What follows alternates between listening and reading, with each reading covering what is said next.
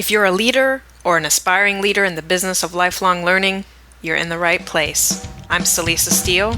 And I'm Jeff Cobb, and this is the Leading Learning Podcast.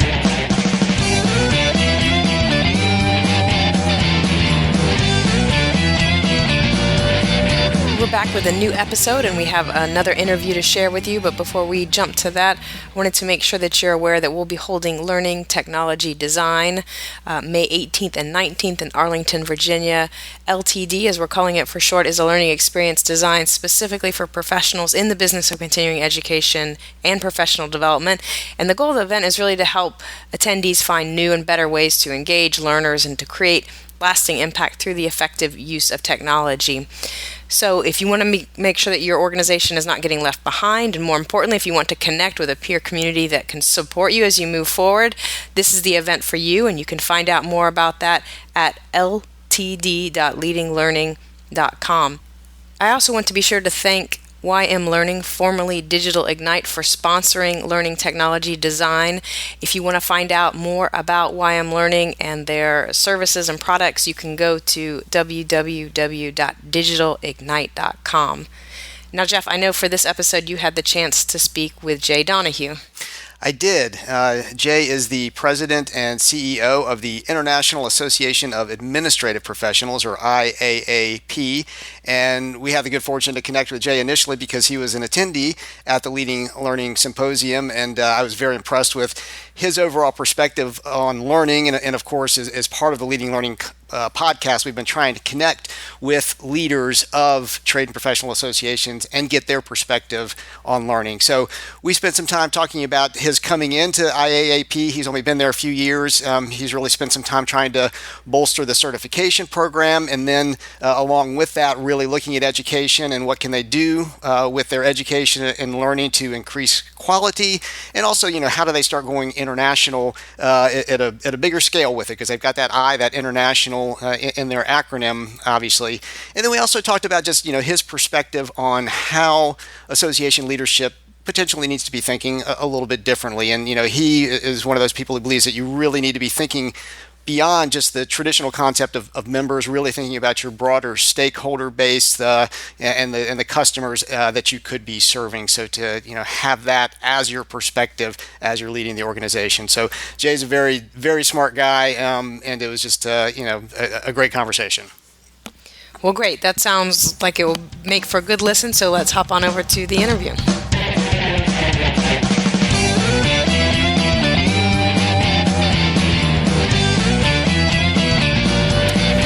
Hello there, this is Jeff Cobb, and I am joined today by Jay Donohue, and Jay is the President and CEO of the International Association of Administrative Professionals, or IAAP, to shorten that down a little bit. And Jay, welcome to the Leading Learning Podcast. Thank you very much, Jeff. Glad to be a part of your programming. Well, thanks so much for taking the time to talk some. You and I had a chance to meet back at the Leading Learning Symposium in the fall, and I know that learning and education are very important to what you're doing there at IAAP. But before we dive into that, tell us just a little bit about who IAAP is, who you serve, what you do for them, that sort of thing. Certainly. A lot of people don't know the name of our organization, and it's a mouthful. But we were founded originally in 1942 as a National Secretaries Association, and we became the Professional Secretaries International Organization, and then changed our name to include the administrative profession in the late 1990s. And that's a challenge when an organization has changed their name several times over the course of their history. And oftentimes I'm finding that I still have to refer back to we were the secretaries organization, but today's member is clearly not a secretary. We like to think of our members as being a partner to their boss, someone that has continued their lifelong learning by making sure they have the skills and the competencies to really be that partner for their boss. We have, Jeff, a little over 10,000 members. We are a global organization, but our footprint primarily is in North America, where we have an organizational structure that includes branches in Canada and in the United States. and in some of the U.S. territories close by. We are wanting to, as we ourselves are restructuring our organization, we're wanting to make sure that what we're doing serves our primary market here in North America. But we are the largest organization in the world to specifically work for those working in office and administrative support positions. And I definitely want to get into some of that global perspective some, because I know that's top of mind for you. I mean, maybe as a path to getting there, I know, and you've already mentioned, the word learning a number of times. Obviously, this is a podcast about learning and leadership. And you say that, it's part of your core purpose to help your members and the others you serve learn. So what's your vision for how IAAP can most effectively support learning? And has that vision evolved since you've been there? I would say that it has. I've been here now 4 years, and when I came on board, the organization was in the process of losing members, primarily because it was an aging membership, and our attendance numbers were going down at our various conferences. And in my observation and my opportunity to understand the culture, which is usually a 6-month process, it was clear to me that the educational programming was not top-notch, and that we were also not providing the needed skills, which were obviously heavy in technology. And I came to learn that we actually did not have anybody in the profession, members in the profession, that were helping us with our educational programming or identify the topics or the curriculum. But I come from a long history in this profession, and every organization I've ever been affiliated with, their foundation, their backbone is in lifelong learning. And I know myself, I've always been an advocate for that and have always taken upon myself to take advantage of my professional organization and the education that's provided through them. So over the course of my first year and a half, I was very fortunate to have the support of our elected leadership. We created a strategic plan, a roadmap for this organization that really had not existed for many, many years. And key to that was realizing that the niche we had in the market was the education that we could provide. We were the only organization that was offering a certification in the profession, yet very surprisingly, we didn't have any control over the study materials for one to use in preparation for taking the certification. Interesting. Yeah, so we've worked really hard over these last 4 years to give ourselves a very proud menu, if you will, of online, on-demand, and live educational programming. And we believe by doing that's going to be the future for this organization, whether it's members or more customers. We have the product now. We now have the materials to purchase and use to study for the certification exam. We have a very robust on-demand library of webinars. Our conferences now are being recognized by the industry as the best face-to-face conferences for the professional.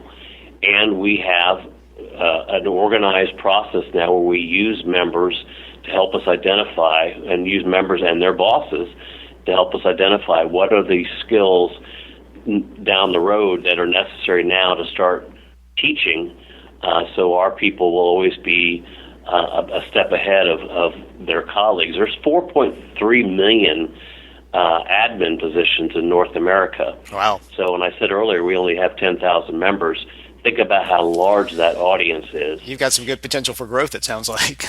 Well, we do, and I think many organizations are finding, many after the Great Recession, that our traditional model of running an association where you were reliant on your members being your customers is probably not the way the future is going to work.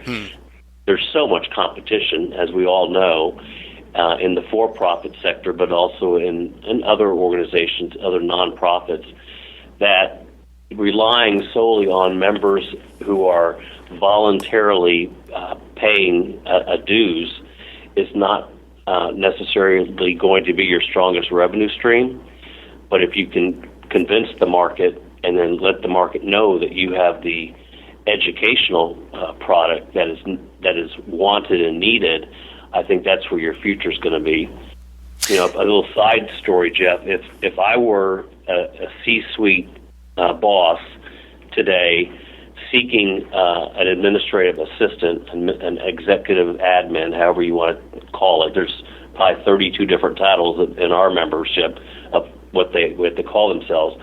But I would be looking for a college graduate that would be able to sit with me at the table when we're discussing budgeting, when we're discussing strategic planning, when we're discussing marketing concepts, all sorts of topics that a C-suite person would be dealing with, and being able to task or delegate to my executive admin specific projects and let them run with it.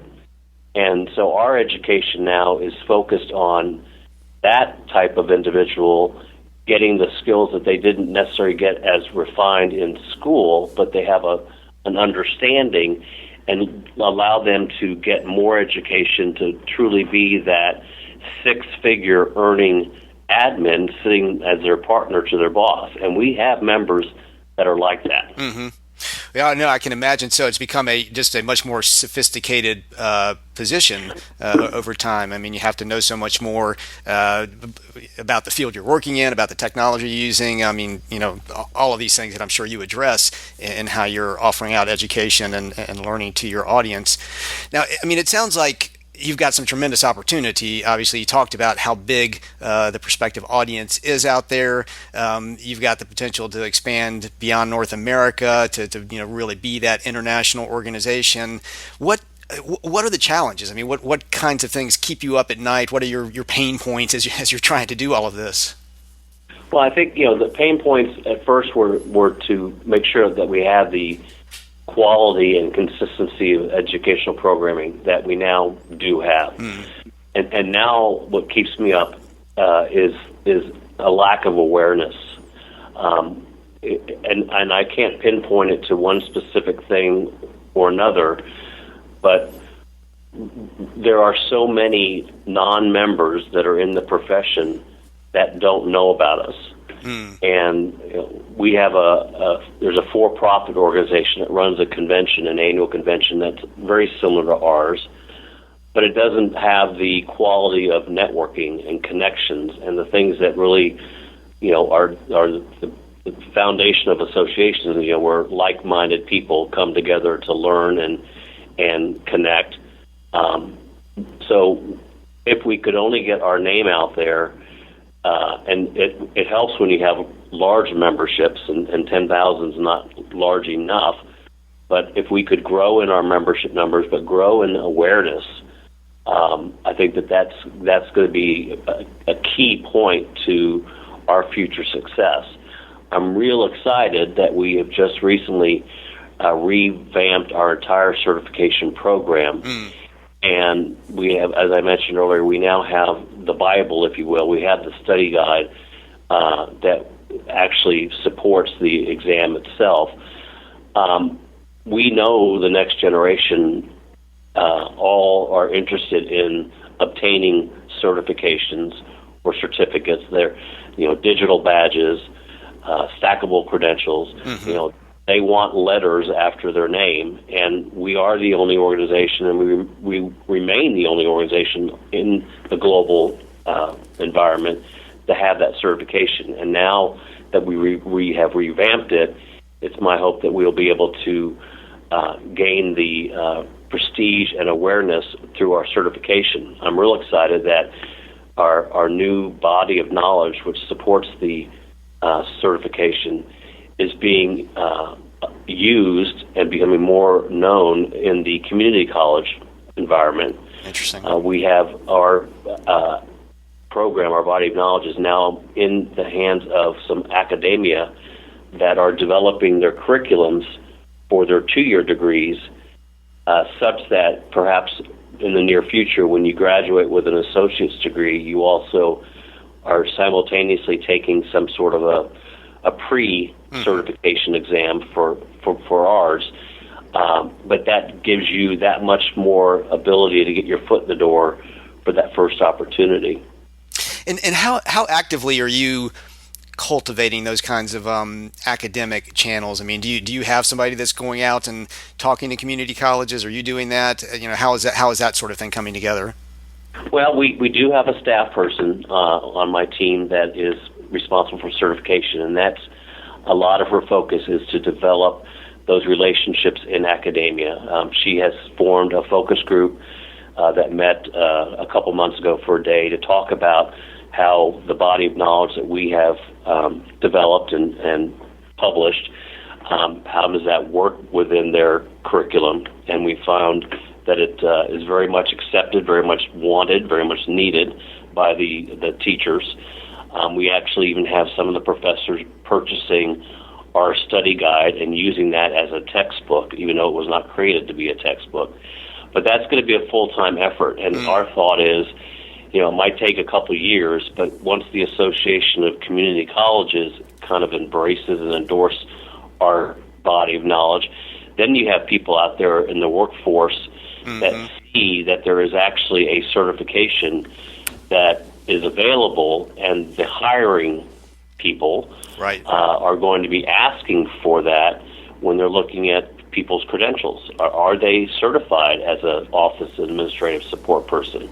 And there'll be an awareness, yes, there is an organization that does provide that certification, and no different than in my profession, the CAE is sometimes used as the deciding factor of whether I get looked at for another opportunity, job-wise or not. We hope that the CAP, the Certified Administrative Professional, will carry that same kind of weight. And our studies already show us that those that have obtained their CAP earn higher wages both in the United States and in Canada. So we get the workforce to recognize it. I think that we'll see very sunny days for this organization going forward. Yeah, that's great. You create that kind of pull-through demand that I know a lot of organizations are striving for through their certifications.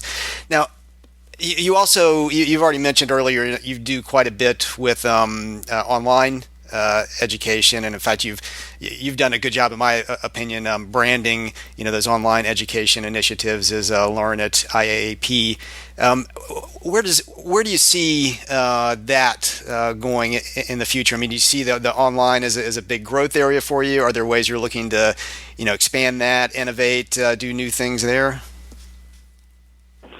Yes. I mean, I don't think we'll ever have enough product on the shelves. We'd like to have the financial resources where we could capture programming at our live conferences. We're not there yet, but many organizations do that.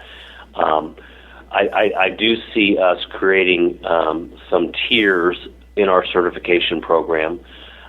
We are definitely going to be looking at some certificates for those individuals that maybe are interested in getting more skills in accounting or more skills being recognized that they have earned in medical records, or it might be in strategic planning.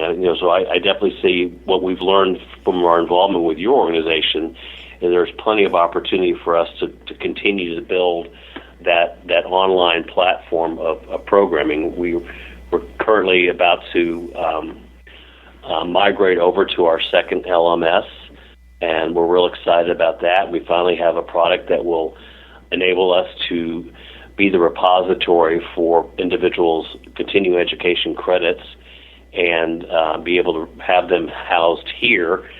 And if they're a member, obviously be a complimentary service. If not, we will provide it to others. But here's a great way for someone that's getting ready for their annual performance review, push a button and get a printout of all the CEUs that they've done the previous year, or if it's time for recertification, and in our case that's every 5 years, to be able to print out their report showing that they've accumulated enough of the recertification points necessary to get recertified.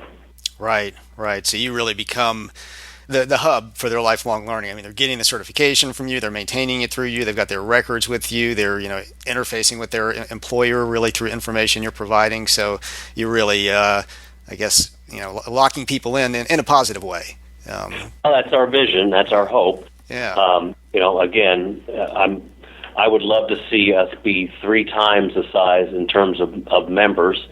But, I like so many other organizations, Jeff, we're all challenged by how to connect with the new generations in the workforce. And like any organization like us that's been around for nearly 75 years, our membership population is aging. And we're not doing an effective job of replacing those that are retiring and therefore no longer continue their membership. We haven't made that connection yet. Once somebody in my profession identifies that magic pill, then they're going to be a very wealthy person, because that's my second thing that keeps me up at night is how do we convince those people that they should invest in their profession by investing in this organization, which is the one that represents their profession. Right, right.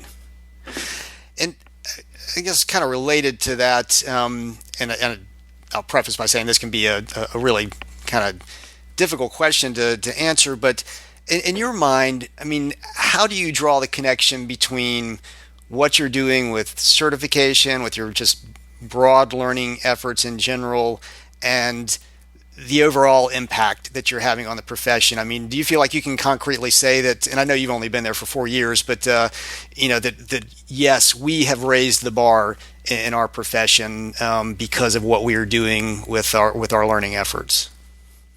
Well, on a personal side, I would say yes. I mean, that's what we've all been striving for. We've been very fortunate to have a very supportive elected leadership. When we ask for their support to grow our online learning, they're very supportive. When we've asked for their support to give our website the user-friendly, navigable site that one needs to be able to interface with the LMS, they've been supportive of that. Have we been recognized as setting the bar? I venture to say probably not. But what we continue to hear from those that are either in demand because they speak to our profession or are truly lifelong learners and seek out every opportunity that they can, our programming is superior to what they see out in the marketplace. But what really we have in our possession that they don't see or feel at these other conferences is the ability to connect. That ability to learn with someone, to be able to keep in contact with that someone, to have that someone find their next opportunity in times of change. That is why they continue to come to us. And that's an asset that we haven't done an effective job yet on qualifying that in our recruitment messages, in our overall messaging. Right, right. No, I think that's a challenge for so many organizations.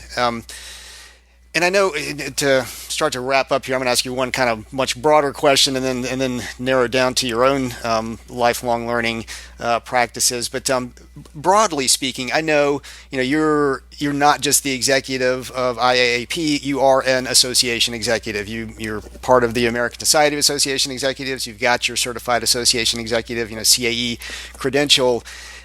So when you look out at associations broadly and your peers and just association leadership now, do you see ways that you feel like when it comes to the question specifically of learning and supporting learning and education and that sort of thing, are there ways that associations and association leaders need to be acting differently at this point, in your opinion? I would say I would make a reference back to an earlier comment. I think the business model for associations in the future is going to be one that's much less reliant on membership income and much more reliant on customer revenues. And those customers are anybody out there that would seek your programs and products. And so if your programs and products are superior and are cost and priced competitively, I think you'll have a good chance of continuing to be the association that you want to be in the nonprofit world. I said competition. I mean, there's so much of it, but we've been able to, because we're an association and we don't rely entirely on the revenues from our programs and products, because we do have dues income, we have been able to keep our programs less costly than most of our competitors. Now, that sometimes is a double-edged sword, because sometimes people say you pay for what you get, what you pay for. Right. Therefore, if our pricing is lower in the market, but we also have to be sensitive to those people that are our members and who don't have company support or paying out of their own pocket, and they come first because they are the ones that have been with us and stuck with us, and but I don't think there's any reluctance on the part of our members to share what we have. They're very proud of this organization. They're very proud of the quality of and consistency of our education. So if we can make that switch in our business model to seeing a lot more customer revenues, I don't see any reluctance from our current leadership to do that. Well, great. Yeah, I definitely agree. Thinking outside of the traditional member base is going to be essential going forward. Just to wrap up, I said, I wanted to ask you a little bit about your own lifelong learning habits. That's something we like to ask everybody who comes on to the podcast. I mean, what are some of the most essential things you do to stay up to speed, make sure you've got the skills and knowledge that you need to keep playing the role you're playing? Well, I read a lot. I interact with my colleagues in the market that we're in. We are headquartered in Kansas City, Missouri, and although there are not a lot of associations here, there's a good couple dozen, and I meet with my peer group at least once a month to talk about the issues that are our challenges and to share our best practices. I'm a very involved individual with the local affiliate of the American Society of Association Executives. That's the Kansas City Society of Association Executives. I have my certified meeting professional certification as well, and I am active in the Professional Convention Management Association, because I believe, and I was taught many, many years ago, that meetings could be upwards of 40 to 50% of your organization's revenues.